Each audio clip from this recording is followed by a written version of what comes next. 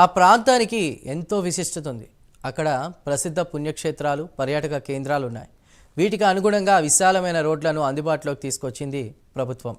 రహదారులను అడ్డాగా చేసుకుని రేసింగ్కు పాల్పడుతున్నారు ఆకతాయిలు. ఎన్ని చర్యలు తీసుకున్నా బైక్ విన్యాసాలు ఆగేలా కనిపించడం లేదు. ఉమ్మడి వరంగల్ జిల్లాలో బైక్ రేసింగ్ ఆగడాలపై కథనం.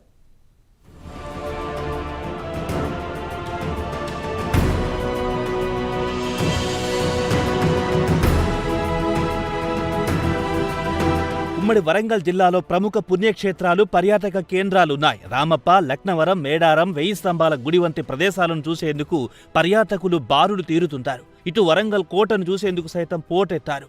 అక్కడి కట్టడాలు, శిల్ప సంపద చూసి మురిసిపోతుంటారు. వీటిని దృష్టిలో పెట్టుకుని తెలంగాణ ప్రభుత్వం ప్రత్యేక ఏర్పాట్లు చేసింది. ఖిల్లా చుట్టూ విశాలమైన రోడ్ల నిర్మించింది. అంతా సుందరీకరించింది.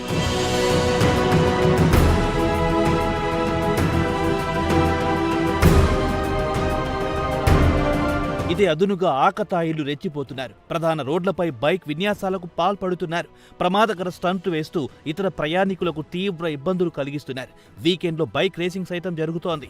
పోలీసులు కఠిన చర్యలు తీసుకుంటున్నా పోకిరీల ఆగడాలు తగ్గడం లేదు. వీటిని పూర్తి స్థాయిలో అరికట్టాలని డిమాండ్ చేస్తున్నారు స్థానికులు.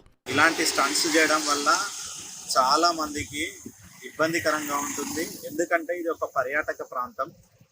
చాలా మంది ఆహ్లాదకర వాతావరణంలో సాయంత్రం పూట వాకింగ్ కోసం అని వస్తుంటారు ఈ ప్రాంతానికి. కానీ ఇలాంటి స్టంట్స్ చేస్తూ వారు 100 పైన స్పీడ్తోని వాళ్ళు ఏదైతే స్టంట్లు చేయడం, లేకపోతే వెహికల్ని గాల్లో లేపడం, ఇలాంటివి చేయడం వల్ల అదేమన్నా స్లిప్ అయి కింద పడినప్పుడు చుట్టుపక్కల ఉన్న వాళ్ళకి కూడా ఇబ్బంది కలగడం, లేకపోతే యాక్సిడెంట్లు జరగడం జరుగుతుంది. కాబట్టి పోలీసులు పెట్రోలింగ్ చేస్తున్నారు.